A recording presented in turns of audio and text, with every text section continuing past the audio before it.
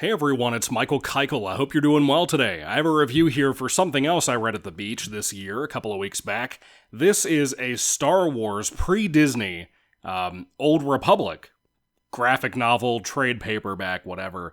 Borrowed it from the library, but I thought about this, and I'm fairly certain that I had this entire collection of John Jackson Miller's Old Republic comics on an ebook on my Kindle, I think. I could be wrong about that. But anyway, when I was at the library looking around, which by the way, my library has the manga and the comics split up.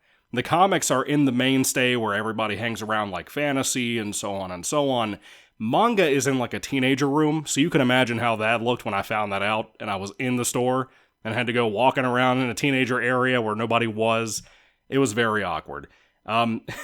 Anyway, so Star Wars Knights of the Old Republic Volume 1 Commencement is the book I'm talking about, and I think I've seen this cover on old comics I used to see when I was a very young kid too.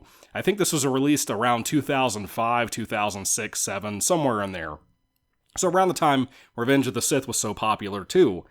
Anyway, the writing of this is done by the guy who made the Kenobi novel years ago, a great writer that I really enjoy, John Jackson Miller. Now, by the way, I actually heard more about this and was intrigued to read it, and I don't take my Kindle on vacation, that's why I grabbed this up at the library. I wanted to read this desperately when I found out Miller wrote it, because a guy named Eric, who used to be Blows Himself Up Dude here on YouTube that I talked about all the time back in the day, he talked about this on another channel that I love deeply, Geekvolution, who is run by Captain Logan. And they had a discussion about this. So in one of the old videos years ago when Eric was living at Captain Logan's place, and I was recently re-listening to another one of the old Omnibus things, and they talked about this at one point briefly. And it really piqued my interest about what could happen in here, and I am so glad that I read this. But anyway, the art is actually done by two guys, Brian Ching and Travel Foreman. Never heard of them. The art's good, by the way. This Volume 1 collects issue 0 all the way up to issue 6, I believe. And so it's, issue 0s a lot of the time are free comic book day bullshit, so it was like maybe 10 pages tacked onto the front of the book. But I liked it a lot. I thought it was overall a pretty solid read. I'm very interested to see what direction we go with this story. So I hope I can open up that Kindle book. If I'm right and I do own it, I'm hoping that it'll be something very interesting. By the way, the cover here, when I was a kid that I used to see on like toys and in older, or I guess at the time, newer comics, I used to think that the Old Republic was like some weird way to describe Adventures of Luke Skywalker. I don't know, because I always thought this was Luke Skywalker on the cover here, and not Zane, the main character here. So I guess I'll get into the actual story. I'm going to keep it very light, mainly because I want you guys who have not read this, who know nothing about it, to take it from right here, my recommendation alone, on this video, and go read it. Don't listen anymore. Don't take out your time to have anything possibly ruined for you. Because I really think it's a special read. I think when it comes to older Star Wars comics like this, like the Clone Wars era, they're so special, and I can never convince people to read them, and they deserve it. Because of the art, because of the amazing characters, because of all the cool things in there. This was a great read. You must read it, especially if you're a pre-Disney Star Wars fan like myself. Anyway, so, Legends, canon, whatever we're going to call it. Basically, this story starts off with a very kind of clumsy kid who's a Padawan. And this is Old Republic, so it's thousands of years before Luke Skywalker even walked the face of the Earth, or Yavin, or Tatooine, or whatever the fuck. And basically, you have a young man, the Padawan named Zane that I talked about, who's kind of clumsy. He can't really fulfill his missions the way he needs to. And even though he's a little not so good in what he should be able to do by now, being probably like 20-something now as a Padawan, maybe younger, 17, I don't know. He should be able to do a lot more than he does, and he even fails mission after because of his clumsiness. He has a yellow lightsaber, which is cool. I really like him. He's very relatable to be so clumsy, and I was worried this would be like that pre-MCU clumsiness, like, I don't know how to describe it. I was worried that it would be a character who just keeps tripping over his own feet all the time, and metaphorically, yes, that's what he does. Constantly. But when a challenge faces him after he discovers a horrible situation, he walks in on one of the worst situations happening to his friends who are also Padawans. Padawin? What would the plural of Padawan be? Anyway, he sees something happen to a lot of his friends, and it is a bad situation. And he can't trust anybody, so he kind of runs away from the Jedi Order and actually teams up with a guy that he was trying to catch in the beginning of the book, in the issue 0 and issue number 1 of the series. And that bad guy kind of trusts Zane for some reason. They build up kind of a bickering, bantering friendship of sorts, and it's kind of nice. It's kind of nice. I don't really like that other guy, the criminal character. He's kind of annoying. He's an alien character, and he's just whatever.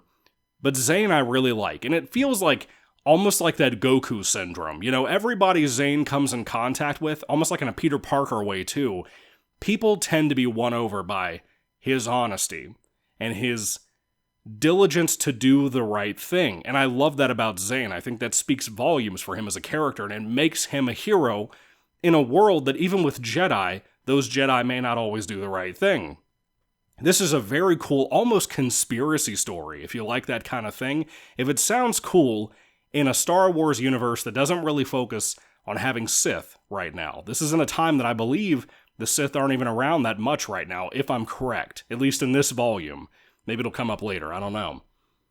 But I love the adventure aspect we have. I like how this volume does not have the issue that a lot of manga and American comics in general, even Star Wars stories, books, comics, games, any of that stuff, have that build-up issue of having a main character that you like, having to go through these random places of dealing with random people that you don't really connect with. This does more than that. There are directions I could see Zane going as a character later on that would be kinda cool if they go that way. And even though it's a prequel to all of the Skywalker saga stuff, it doesn't feel like I'm missing out on a bunch of information or that I know too much, because it's a story set so long ago, over 1,000 years before that original movie series, that it's pretty rad what they're trying to do here. John Jackson Miller is a great writer. I've always said that. His ability to balance tension and drama with a little bit of humor sometimes works in a better way, in my opinion, than somebody who's super goofy, even though he can be good, like Joss Whedon. If you haven't read a Miller book or anything, this is a place to pick up, because I love comics and I think this is really good for what it's trying to do. Anyway, I don't really have much more to say. I guess I'll talk about the art a little bit. The art is not bad at all. I want to make that very clear. But it's not my favorite type of art for Star Wars. One of my favorite artists, I guess I don't know the name, but the people who were doing the Clone Wars comics years ago, when I read that a few years back, I loved it. All 3 or 4 volumes of it on my Kindle. I loved it. It was so detailed. It just looked incredible. And even those kind of filler spin-off issues were incredible for what they were trying to do. And Star Wars comics, in my opinion, typically have an issue with finding good artists. Like, I don't like all of the Thrawn stuff that was done in comics. I don't like the Jedi, I think is what it was called, when Luke Skywalker went bad. I didn't really like the art of those comics either, despite wanting to love them and wanting to love that story and whatever. That art held those 2 different adaptations back. This one, it services the story in a good way. It's not detailed and kind of dark and grim the way I think it should be, but for what it is, for what John Jackson Miller's story is trying to be, and how grim it can be sometimes, and how serious it can be sometimes, that art complements it and sometimes draws back from the situation's tension. So I have to be honest about that. That's the only flaw I really find in the book, aside from kind of a slow start, a little bit. But it's cool. I like Zane. I like our cast of characters we're doing. It's doing the very Star Wars thing of collecting a group of people to kind of work together who aren't really friends but may become more of that one day. I like that stuff. I like the conspiracy story in here that's not like a typical bounty hunter empire type of thing. It's something a tad bit different that I don't think anybody's heard of who have ever read another book or any kind of Old Republic stuff that's not this. This is really cool for what it's doing. Anyway, this is only volume 1, so, I'm hoping it gets better and better, and I do hope I have that Kindle book, because, man, this is good. I'm gonna have to buy it if I don't have the Kindle book. Star Wars Knights of the Old Republic, Volume 1 Commencement, is a hell of a read. I recommend it, obviously. Very, very cool for what it's trying to do. And is my interest piqued to keep going? Absolutely. I don't think my library system has the other volumes in stock, not like I need it. I can find it. I'll read it somehow, some way. But this is worth the time. If you guys haven't read it before, definitely sit down, take some time, and go find this stuff and read it. It is so badass. There's some great things coming in the series, I think, and it could drop the ball. It could. I'll be honest with you. There's some stuff really riding the line here that was not winning me over at the first moment it showed up that eventually intrigued me enough to say, I like Miller and I trust Miller. He could do something really cool here, and eventually he does do some really cool stuff, and even some badass stuff with a clumsy character like my boy Zane. Anyway, have you read the series? What do you think about this run? What do you think about John Jackson Miller's Star Wars work in general? Did you love it? Did you hate it? Let me know everything you think down below, and let me know too, is this your favorite thing to ever come out of the Old Republic? It can be the video games, it can be this. I'd love to hear all that down below.